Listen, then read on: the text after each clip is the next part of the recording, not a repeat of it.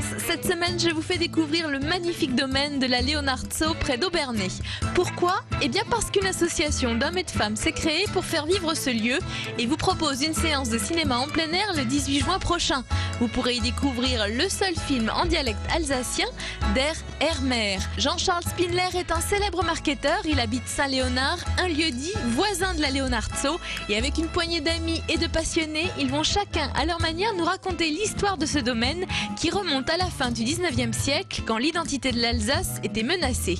Les jardins du domaine sont ouverts tous les jours au public, je vous invite bien sûr à les visiter, mais avant cela, écoutez bien la merveilleuse histoire du domaine de la Leonardso. Entre Börsch et Aubernay se cache une des plus belles maisons que l'Alsace ait connue, le domaine de la Leonardso. En 1895, le baron de Dietrich se l'offre comme maison de campagne et quand on franchit l'entrée du parc, en tendant bien l'oreille, on peut toujours entendre les rires de ses amis qui venaient se détendre ici.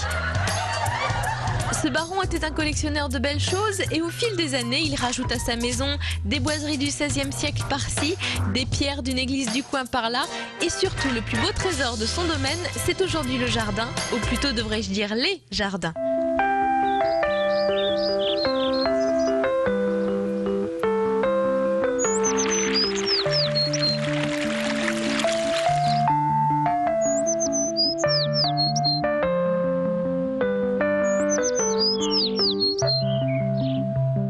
Il y a 9 hectares, le terrain représente 9 hectares et dedans il a été aménagé 21 secteurs paysagers. Là derrière nous, on a un jardin qu'on peut appeler à la française. C'est un aménagement en fait, donc une pelouse avec différentes taupières, très structurée, très architecturée, avec une structure de buis et puis un théâtre de verdure qui le clôt avec quelques sculptures, notamment il y avait 4 sculptures qui représentaient les 4 saisons. Tu es quand même une des premières à avoir vraiment fouillé dans cette histoire de la Leonardso. Oui, il y avait eu quelques articles d'écrits, mais au niveau vraiment des recherches d'archives, c'est dans le cadre de ce mémoire que j'étais partie les faire. Dans quel état il est aujourd'hui ce domaine? Alors ce domaine en fait a été entretenu après de Dietrich par le général Grus et puis après il a été acquis par la ville d'Aubernay. Aujourd'hui ce domaine a besoin de moyens pour pouvoir le remettre en état, que ce soit en fait dans la partie des jardins et dans la partie de la demeure. Voilà, les plafonds s'écroulent, il y a la mérule, le champignon qui attaque les boiseries. C'est maintenant ou jamais qu'il faut faire quelque chose pour que cette... J'avais intitulé un moment La Belle au bois dormant dans ce domaine. Il faut vraiment maintenant faire quelque chose, la réveiller avant que ça soit trop tard.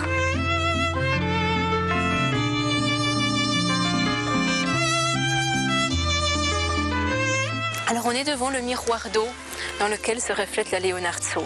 Ça a été une volonté qui était commandée par les paysagistes Édouard André et Jules Beuysson qui en fait recommandaient d'utiliser ce miroir d'eau pour refléter en fait la demeure.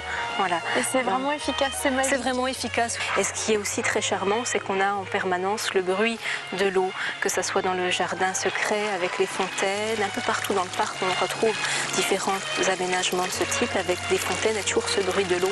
Et donc il y a aussi une dimension sonore dans le jardin qu'on retrouve un petit peu partout.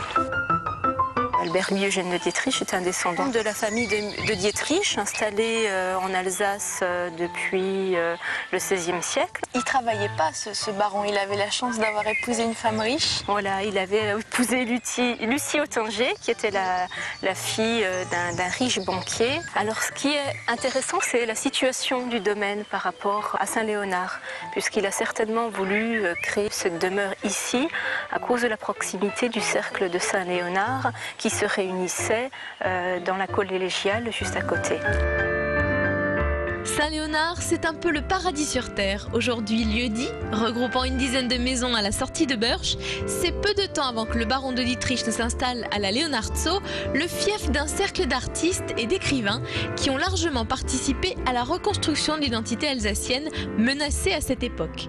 Parmi les têtes de file de ce cercle Saint-Léonard, l'artiste Charles Spindler y installe son atelier de marqueterie. Aujourd'hui, lorsque l'on passe le porche de Saint-Léonard, la marqueterie est toujours là et le visage souriant qui vous accueille ressemble à celui de Charles. Jean-Charles perpétue le savoir-faire de son grand-père, modernise la marqueterie et surtout crée l'association des amis de la Leonardso pour ne pas laisser le domaine si proche de lui et de son histoire tomber dans l'oubli. Jean-Charles, alors je sais que ce domaine est très important pour vous, mais est-ce qu'il l'était aussi pour votre grand-père? Oui, certainement, certainement. En fait, il y venait dès que le baron de Dietrich n'était pas là, pour y faire des pochades, des dessins et des photos, bien sûr. Ouais. Mais le jardin à l'époque n'était pas tout à fait pareil qu'il est aujourd'hui. Évidemment, les arbres ont poussé, le lieu a complètement changé. Pourquoi il aimait cet endroit, à votre avis? Je pense que ça lui... Oui, certainement. Et puis ça lui rappelait un petit peu certaines promenades dans des jardins italiens, etc. C'était l'évasion. Qui êtes-vous, Jean-Charles? Alors, je représente la troisième génération des marketeurs de Saint-Léonard, après mon grand-père Charles, mon père Paul. Et depuis 1975, je suis à la tête de ce tout petit atelier de marqueterie. Oui, vous êtes 3, Oui. 5 avec les femmes. Voilà, c'est ça. C'est vraiment un petit atelier. Et quelque part, on est un des plus gros ateliers de marqueterie de France. Alors là, ce qu'est en train de faire Hubert, on est vraiment dans la marqueterie traditionnelle alsacienne. Spindler, alsacienne. Le Charles Spindler c'était quelqu'un de si important pour l'Alsace. Charles Spindler représentait plus qu'un artiste, parce que c'est aussi tout le rapport à l'identité alsacienne avec beaucoup de ses amis qui ont à ce moment-là été artistes, mais aussi quelque part avaient un rôle politique. Et alors la marqueterie de Jean-Charles, c'est quoi? Montrez-nous un peu sur quoi vous travaillez. Ah oui, On est dans le contemporain là. Comment on arrive à devenir Jean-Charles Spindler? Quand on a le papa, quand on a le grand-père? Bonne question. C'est-à-dire que de se faire un prénom, c'est toujours une question pas facile, notamment quand on est créateur. J'avais une passion pour les voyages, pour la découverte du monde, des hommes, mais effectivement, je voulais avoir une raison de vie et je ne comprenais pas, je n'arrivais pas à faire le lien entre cette passion que j'avais pour la vie et la tradition d'une famille qui créait du tableau avec des pièces de bois. Alors vos œuvres sont dans le monde entier, hein? Il y a un sacré palmarès. Il y a quoi? Il y a les Qatars, il y a New York. Qatar, il y a New York, il y a des pièces un peu partout. Il y en a en Russie, il y en a au Japon. Ça, c'est une cliente chinoise sur Central Park à New York. Je suis allé voir son appartement. Elle m'a dit, écoutez, voilà, je voudrais que vous me fassiez une pièce, vous voyez, assez conséquente parce qu'on est à plus de 3 mètres de longueur. Jean-Charles, est-ce que vous êtes heureux? Je pense, oui, bien sûr, oui. Pourquoi? Pourquoi? Parce que quelque part, j'ai trouvé ce que je cherchais au début, hein. Une raison d'être, hein. Voilà, oui, tout à fait.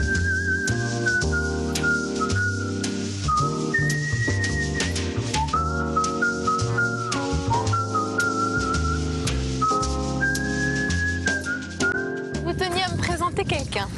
Oui, même 2 amis. Frank Jung, qui est mon voisin, et Nicolas Schlosskopf, qui est le petit-fils de Gustave Schlosskopf, qui était l'ami de mon grand-père. Sur ce banc, je retrouve ces piliers de l'association des amis de la Leonardso en train de régler les derniers détails pour la projection en plein air dans le parc du film Der Hermer. Ces passionnés aiment faire revivre la Leonardso et le cinéma en plein air est un bon moyen. L'année passée, ils projetaient La Décade prodigieuse de Chabrol, film des années 70, tourné au château et dans la région, et pour lequel sont venus Marlène Jobert, Anthony Perkins et le grand Orson Welles. Cette année, vous pourrez découvrir le film Monsieur le maire, inspiré par la pièce de Gustave Schlosskopf Der Hermer, qui fut tourné en 1939 à Egversheim et Paris, et qui reste à ce jour le seul film entièrement en alsacien. C'est une histoire, c'est un vaudeville, c'est une histoire de quiproquo, de personnages qui se remplacent. Le maire alsacien qui est très villageois et qui aimerait bien avoir une décoration, qui est rusé, qui ruse avec les autorités. Mon grand-père était quelqu'un qui est quand même tout à fait formidable parce que comme le père de Jean-Charles Spindler, il avait des talents multiples. Parce que c'est aussi quelqu'un qui était extrêmement drôle et qui a écrit des choses qui font encore rire les gens aux éclats. Et je trouve que là, le bonheur de pouvoir faire rire des gens, c'est vraiment quelque chose qui a dû être prodigieux. Qu'est-ce qu'ils ont apporté, ces hommes, à l'Alsace? Ah ben, ils ont apporté beaucoup de choses parce que ce sont des choses qui existent toujours. Hein. C'est-à-dire par exemple le musée alsacien, le théâtre alsacien, qui est quand même un vaste mouvement culturel populaire qui a mobilisé des générations et des générations dans les campagnes, dans les villes, et qui continue à mobiliser beaucoup de gens. Donc ça, c'est quand même quelque chose, un héritage qui est encore naturellement remarquable. Vous avez bien noté, le Hermer sera projeté le vendredi 18 juin dans le parc du domaine de la Leonhardshöhe après une soirée tarte flambée. Un bon moment à ne pas manquer. Et si vous avez des questions techniques sur le film, c'est Alfred qu'il faudra aller voir. C'est le projectionniste et surtout celui qui a retrouvé les bobines originales du film. Bonjour Alfred. Bonjour Caroline. Alfred, quel est votre rapport avec ce film du Hermer, ce film de Gustave? Tout à fait par hasard, en 1990-91, j'ai retrouvé au Neudorf une copie flamme, donc une copie en nitrate, très dangereuse, mais la récupération donc de la copie flamme a permis à un laboratoire parisien de repiquer le son de la copie flamme et de le mettre donc sur le négatif qui était aussi dans cette cave. La coopérative du cinéma, c'est elle, là où je travaillais, a quand même fait un travail énorme sur ce film. Et ça vous fait quoi qu'il soit projeté maintenant le 18 juin ? En plein air, en public? Surtout là où le roman a été écrit. Hein. C'est peut-être là la grande partie de la soirée. Des séances extérieures, on en a fait avec cette copie. Ça a toujours été un succès. Mais d'être dans ce domaine de la Leonhardshöhe, c'est symbolique. Ça sera une soirée magnifique. Hein. Pour tous les amateurs de ce film et peut-être pour tous les amateurs du cinéma. Hein. Les amoureux du cinéma qu'on est. Avant de se dire au revoir, je vous emmène à Obernai pour la recette de la semaine. Bonjour Carlo. Bonjour Caroline. Et nous voici à la mercerie. Alors, j'ai ramené les champignons que vous m'avez commandés. Oui. Ce sont des champignons de Paris, bio, on en parlera tout à l'heure. Oui. On va faire des petites tartines de saison, c'est un peu les tartines du mois. On commence par celles aux asperges peut-être? On va relever un petit peu avec l'ail des ours, puisque aujourd'hui on a l'ail des ours bio. Hein. Ça c'est un pesto à l'ail des ours. Un pesto, oui, à l'ail des ours bio. Et donc on va badigeonner un petit peu la tartine pour lui donner un peu de goût, pour relever un peu le côté asperge. Hein. Et puis voilà, puis disposer donc asperges et jambon blanc. Après, il y a toujours la salade et les crudités qui sont assaisonnées, donc voilà, quand ça suffit. Et alors avec ces petits champignons de Paris, vous vouliez nous en parler parce que c'est important pour vous de parler de ces champignons. On a l'habitude de voir le champignon de Paris blanc comme neige. Blanc, ouais, là ils ont plus une couleur de cèpe. En fait, je ne voudrais pas dire de bêtises, mais je pense que les champignons de Paris, ce qui pousse avec engrais et ainsi de suite, c'est plutôt 4 semaines. Et là, c'est, je crois, 4 mois. Qu'est-ce qu'on va en faire alors de ces champignons? On pourra faire donc une tartine avec tout simplement une poêlée de champignons avec un petit peu d'ail des ours avec de l'huile d'olive. Ça suffit, hein, c'est un petit peu de fleur de sel et puis voilà, ça suffit quoi. Cherchez l'inspiration tout le temps. Oui, je crois que voilà, ouais. Je suis curieux, j'ai toujours envie de créer. Et donc je pense que ça se ressent dans mes affaires, c'est que ça ne sent pas l'argent, parce que le but ce n'est pas de gagner de l'argent. En fin de compte, ma femme me dit toujours, le problème c'est qu'avec moi, c'est pas pour gagner de l'argent, c'est pour créer l'affaire. Ouais. Oui, et donc voilà quoi.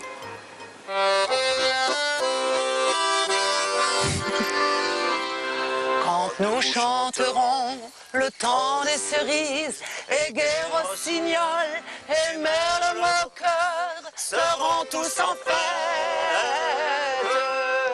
Les belles. Qu'est-ce que vous avez envie, vous, de faire de ce domaine dans l'idéal? Qu'est-ce que vous aimeriez? L'idéal, évidemment, ce serait bien d'en faire un lieu de mémoire concernant toute cette époque. Le lieu s'y prête quelque part. En attendant, vous donnez rendez-vous aux téléspectateurs le 18 juin? Absolument. Hein, pour un pique-nique. Pique-nique, cinéma, un peu cinéma paradiso, parce qu'on va présenter le film du Hermer en plein air et tout ça. Vous vous réjouissez. Et on se réjouit, bien sûr. Merci beaucoup Jean-Charles de nous avoir fait découvrir cet endroit. Alors on va terminer l'émission en musique avec vos amis Liselotte et Jean-Marie. Vous m'emmenez danser? Ah, On y va. Les belles auront la folie en tête et les amoureux du soleil au cœur. Quand nous chanterons, le temps des cerises sifflera bien mieux le merle moqueur. Bonjour les amoureux. Oh bonjour. Comme je vous y prends dans ce beau jardin de la Leonardso. Jean-Marie, Liselotte, vous connaissez bien cette Leonardso, hein? Ah oui, Oui, on l'a parcouru dans tous les sens. Je trouve que c'est un décor de théâtre artificiel et c'est fait avec de la nature. Et ça, je trouve, quand on arrive à faire ça avec de la nature, c'est assez fortiche parce qu'il change, l'arbre grandit, un autre arbre vient le cacher, on est obligé de le rapetisser, d'en enlever un autre. Nous, on vient souvent là avec des amis aussi, tout simplement pour montrer le lieu, parce que c'est un lieu, je trouve, assez magique, parce que cette maison qui est faite de morceaux de maisons, alsacienne, mais gothique, moyen-âge, une entrée Renaissance. Et puis les arbres, ils ont leur histoire. On dira jamais cet arbre il est Renaissance ou il est ringard ou il est truc. Non, non, il est beau, il est majestueux, quoi. Bah, ce lieu, il est magnifique. On veut y habiter. On veut y avoir un palais. Et nous en avons parlé à M. Spindler, qui va s'occuper de nous. Une petite tente. Non, nique ce tente, palais. Hein? Non, il est pas tante, Jean-Charles Spindler. J'étais ravie de vous inviter et de finir l'émission avec vous en musique. Merci, Caroline. Je vous laisse continuer dans vos balades musicales. Absolument. À bientôt. Und singen wir dann die Süßkirchenzeit. Frau Nachtigall singt, die Spottrosse lacht, die Feier Jean-Charles wird fröhlich sein. Die Schönen, sie werden so... Et voilà, vous avez découvert ce magnifique domaine de la Leonardso, juste à côté d'Aubernay, ici à Burch. L'émission, vous pouvez la revoir sur le www.alsace20.tv. À la semaine prochaine, je vous donne rendez-vous pour de nouvelles aventures alsaciennes. Ciao! Nous chanterons, le temps des cerises sifflera bien mieux.